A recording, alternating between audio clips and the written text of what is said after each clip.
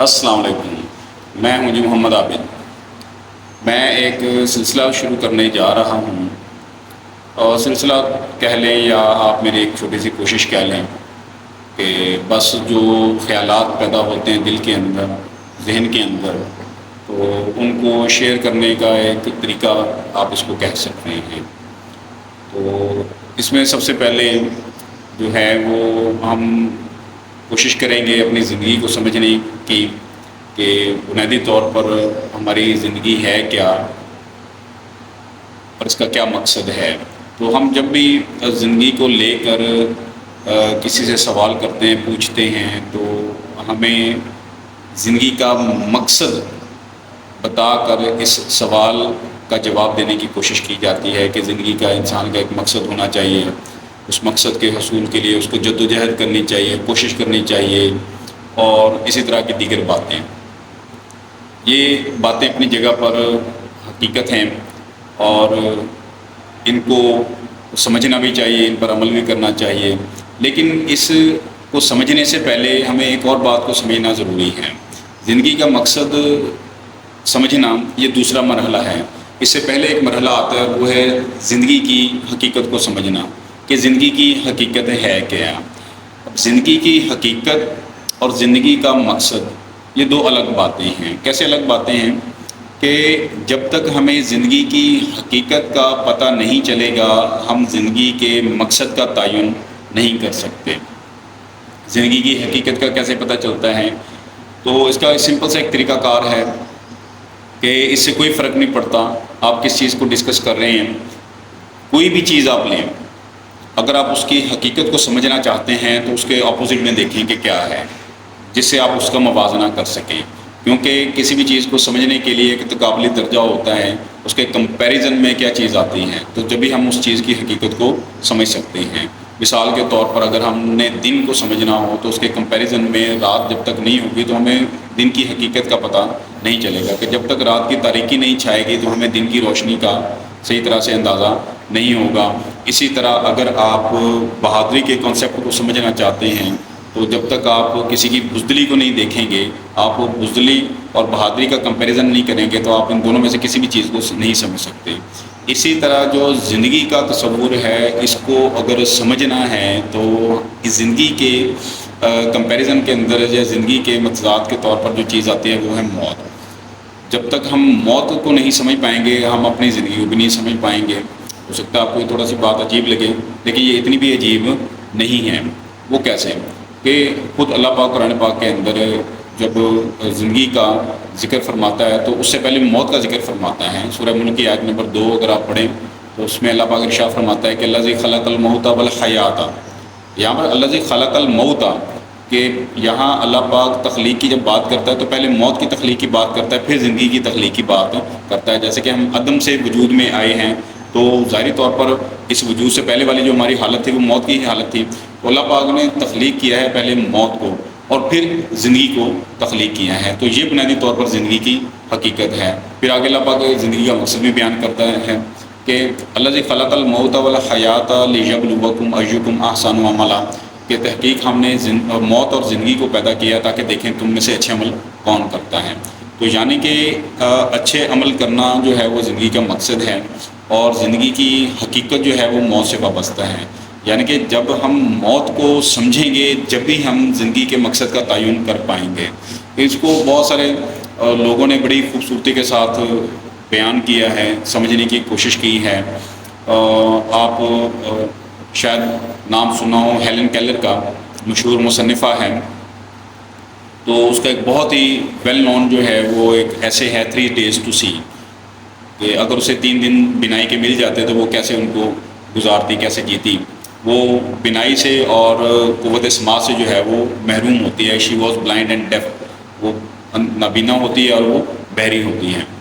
تو وہ کہتی ہیں کہ it would be an excellent rule to live each day as if we should die tomorrow, کہ ہر دن جینے کا یہ ایک بڑا ہی شاندار اصول ہوگا کہ ہم یہ سمجھ لیں کہ ہم نے کل مر جانا ہے۔ ظاہری طور پر جب آپ کو پتہ ہے کہ آپ کو یہ پتہ چلے کہ آپ کے پاس یہی جینے کا ایک دن ہے، تو آپ اس کو بڑے ہی بہترین انداز سے جینے کی کوشش کریں گے، کیونکہ آپ کو پتہ ہے کہ اس کے بعد اور زندگی آپ کے پاس نہیں ہے۔ تو ایک کانسیپٹ دیتی ہے کہ ہمیں اس طرح سے جینا چاہیے۔ تو پھر آگے وہ مزید اس کو سمجھانے کی کوشش کرتی ہے۔ وہ کہتی ہے کہ کہانیوں میں اکثر دیکھتے ہیں کہ ہیرو جو ہے وہ کسی خطرناک سچویشن کے اندر جو ہے وہ اگر گرفتار ہو جاتا ہے تو جہاں پر اس کے بچنے کی کوئی امید نہیں ہوتی، لیکن عین آخری لمحے کے اندر وہ اسٹروک آف فارچون قسمت کی وجہ سے وہ بچ جاتا ہے۔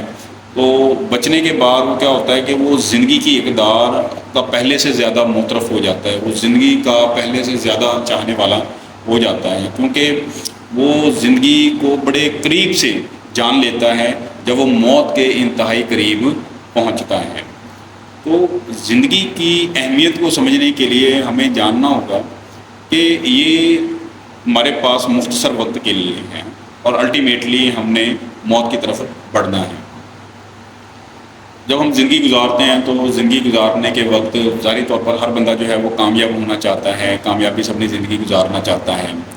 تو جب ہم کامیاب لوگوں کی طرف دیکھتے ہیں تو ان کی زندگیوں سے ہم بہت کچھ سیکھنے کی کوشش کرتے ہیں۔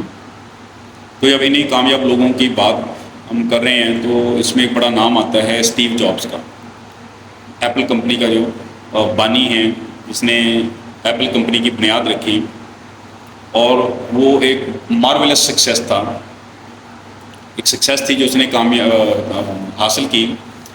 اکیلی ایپل کمپنی کی جو مارکیٹ ویلیو کا تخمینہ لگایا گیا تھا وہ تقریباً کوئی 4.8 ٹریلین ڈالرز بنتا ہے، جو کہ مائکروسافٹ اور گوگل ان دونوں کی مارکیٹ کیپ کے برابر ہے۔ یعنی کہ مائکروسافٹ اور گوگل دونوں ایچ مارکیٹ کیپ دے ہے آف 2.4 ٹریلین ڈالرز، یعنی کہ مائکروسافٹ کی بھی 2.4 ٹریلین اور کیا کہتے ہیں اس کو گوگل کی بھی 2.4 ٹریلین ڈالرز، جبکہ اکیلی ایپل کمپنی کی جو مارکیٹ کیپ بنتی ہے وہ 4.8 ٹریلین ڈالرز بنتی ہے۔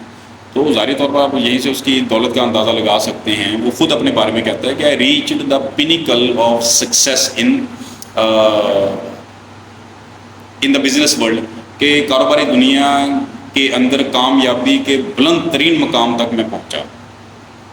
لوگ مجھے کامیابی کے سمبل کے طور پر دیکھتے ہیں۔ People see me as an ایپیٹوم of success, کہ لوگ مجھے کامیابی کی مثال کے طور پر دیکھتے ہیں۔ وہ خود اپنے بارے میں یہ کلیم کرتا ہے، لیکن وہ کہتا ہے کہ یہ کام جو ہے نا یہ میری زندگی میں بہت کم خوشی لایا۔ اس کی خوشی کہاں گئی ہے؟ بیمار ہو گیا تھا، کینسر کا پیشنٹ ہو گیا تھا، تو آخری مراحل کے اندر جب تھا تو اس نے پھر آخری لمحوں کے اندر زندگی کی حقیقت کو سمجھا کہ بنیادی طور پر زندگی ہے کیا۔ ظاہری طور پر دنیا کے لیے تو وہ بہت کامیاب انسان تھا۔ تو وہ کہتا ہے کہ آخری لمحوں کے اندر while he was on his death bed, جب وہ اپنے بستر مرگ کے اوپر تھا، تو وہ کہتا ہے کہ میری ساری کامیابی، میری شہرت، میری دولت، جس پر مجھے بہت زیادہ فخر تھا، اب موت کے سامنے وہ بالکل پھیکی، بے رنگ ہو چکی ہے اور بے معنی ہو چکی ہے۔ کہتا ہے جیسے جیسے ہم بڑے ہوتے ہیں، ایز وی گرو اولڈر، جیسے جیسے ہم بڑے ہوتے ہیں تو ہم سمجھتے ہیں کہ گھڑی چاہے $30,000 کی ہو یا $300 کی ہو، مقصد اس کا وقت دیکھنا ہوتا ہے۔ ایک بہت ہی زبردست بات کرتے ہیں، ان کی باتوں کے اندر جو ہوتا ہے وہ بہت نچوڑ ہوتا ہے، تجربے کا نچوڑ ہوتا ہے، جس سے زندگی کی حقیقت کو سمجھنے میں اور بھی زیادہ مدد ملتی ہے۔ وہ کہتا ہے کہ ہم اپنی گاڑی چلانے کے لیے کوئی ملازم رکھ سکتے ہیں، ہم اپنی کمپنی کو رن کرنے کے لیے ملازم رکھ سکتے ہیں جن کو پیسے دے کر ہم ان سے کام لے سکتے ہیں، لیکن ہم اپنی بیماری کے لیے کسی کو ملازم نہیں رکھ سکتے کہ میری بیماری کوئی اور لے لے۔ اس کے کہنے کا مقصد یہ ہے، اور یہ حقیقت بھی ہے، یہ وہ واحد چیز ہے جو آپ کسی کو نہیں دے سکتے۔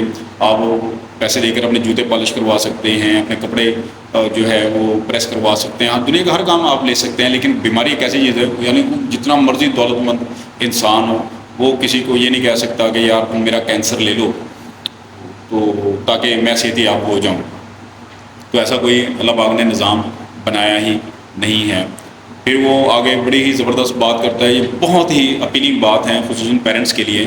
وہ کہتا ہے کہ ٹیچ یور چلڈرن، کہ اپنے بچوں کو سکھائیں، سمجھائیں to be happy rather than to be rich, کہ اپنے بچوں کو آپ خوش رہنا سکھائیں، بجائے اس کے کہ آپ ان کو یہ سکھائیں کہ امیر کیسے ہونا ہے۔ اچھا، اس سے آپ یہ ہرگز معنی نہ لے لیں کہ انسان کو دولت نہیں کمانی چاہیے. یہ ایک fact, it is also a fact of life. آپ کمائیں، اور ایک اچھی زندگی گزارنے کے لیے ہر آدمی کی یہی چاہت ہے اور اس کو کمانا بھی چاہیے.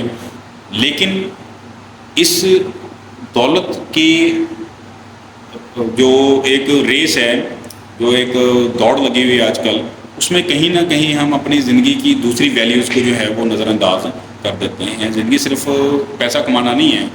پیسہ کمانا زندگی کا ایک پہلو، ایک حقیقت ضرور ہے، لیکن ساری زندگی یہ نہیں ہے.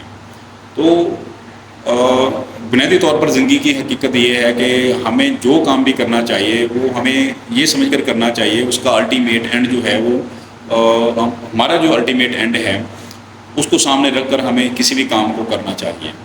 تو جب ہم یہ سوچیں گے کہ ہماری موت سامنے ہے، ہم نے جو ہے وہ لائف از آلویز انسرٹن، پتہ تو نہیں ہوتا، لازمی تو نہیں ہر بندہ بیمار ہو کر ہی وفات پائے. لیکن اس پہلو کو ہمیشہ انسان کو ذہن کے اندر رکھنا چاہیے، کیونکہ it helps you to mend your ways, to rectify your mistakes. کہ اگر جب آپ اپنے ذہن کے اندر یہ چیز رکھ لیتے ہیں کہ we should live each day as we are going to die tomorrow, کہ ہمیں ہر دن یوں جینا چاہیے جیسے کہ ہم نے کل مر جانا ہے، تو آپ کی زندگی گزارنے کا طریقہ کار مکمل طور پر، یکسر طور پر تبدیل ہو جائے گا. تو آج کے لیے اتنا تھا. ان شاء اللہ تعالیٰ اس کے آگے اسی سلسلے کو آگے بڑھائیں گے اور اسی کو لے کر ہم آگے بڑھیں گے، اور جو دوسرے فیکٹرز ہیں جو زندگی پر اثر انداز ہونے والے ہیں، زندگی کا جو فلسفہ ہے اس کو سمجھنے کی کوشش کریں گے. وہ میرے ذہن کے کچھ خیالات ہیں، دل کی باتیں تھیں جو میں شیئر کر رہا تھا. اللہ حافظ.